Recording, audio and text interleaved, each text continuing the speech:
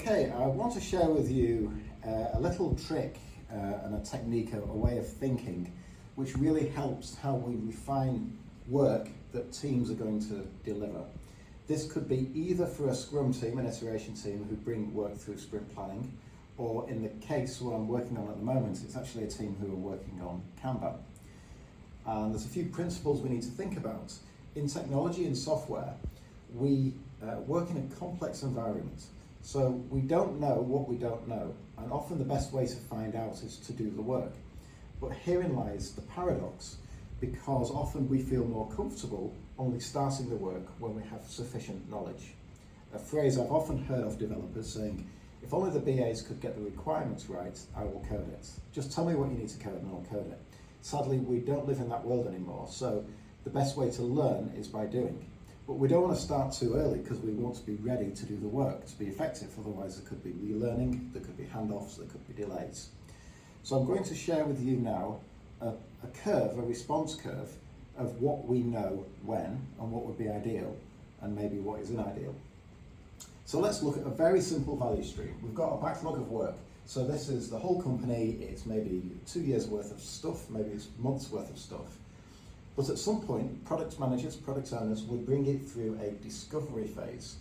And as a side note, and I'll do another YouTube on this, I encourage having this as a Kanban board and a disco board, a discovery board. It's something I learned from Kent McDonald about 10 years ago. So all the teams I work with, we have a discovery board, which brings us to the policy of ready. So this could be definition of ready if you're working in Scrum teams, or with a Kanban team I'm working at the moment, I just say ready to start. That's discovery. Then the second part is delivery. Now delivery could be in iterations, it could just be in a flow-based system. And then finally, let's say deploy and ops. Less interested in that. The thing that I want to share with you is how much do we know and when, and what would be ideal. So let's do a curve here. On this axis we've got knowledge, starts at 100% at the top. That means we know everything we'd ever need to know about this. And then there's 0 at the bottom. And then across the x-axis is time as we go through these phases. Now, obviously, if you speak to any developer, in an ideal world, if it was really comfortable, and I'm not blaming developers for this is what we would like, is I'm not going to start the work until I have 100% knowledge. There you go, I know everything about this work. So between here and here, it goes up in some way or form.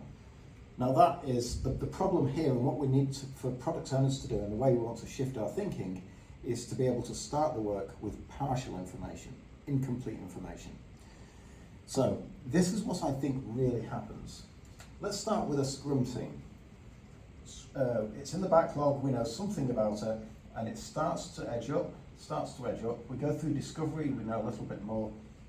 Actually, my scales are out here. I would suggest around about 20%, we know about 20% when we're ready.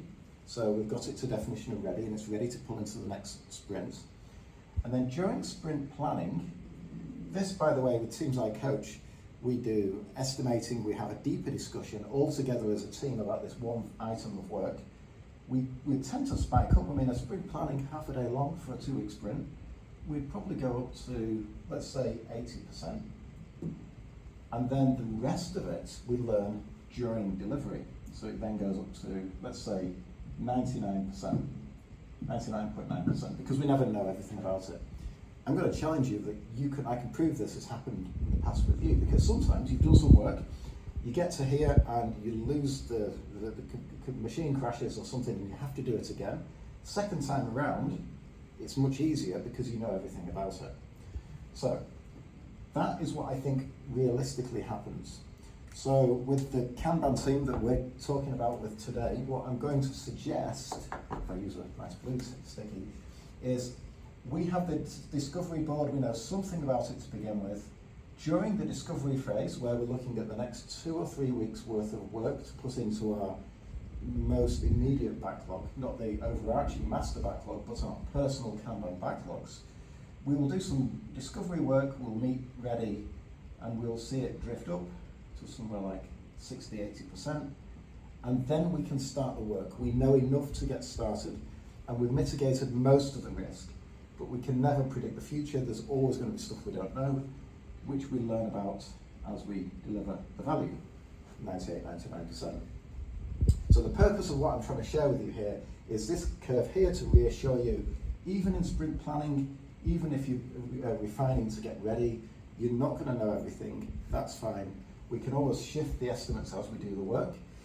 What is most ineffective is to wait until we know everything before we start, because that will never happen. What will happen is we'll get into analysis paralysis. This line will go on forever, and we'll never start because we just don't know enough. So to be most effective, start when you're between 60 and 80% knowledge. I hope this is helpful. Make a comment in the comments below if you want to ask me any more questions on this. And by the way, I've not done any agile nudges for quite a while. Expect quite a few to suddenly start sprouting out in the next few weeks. Thank you.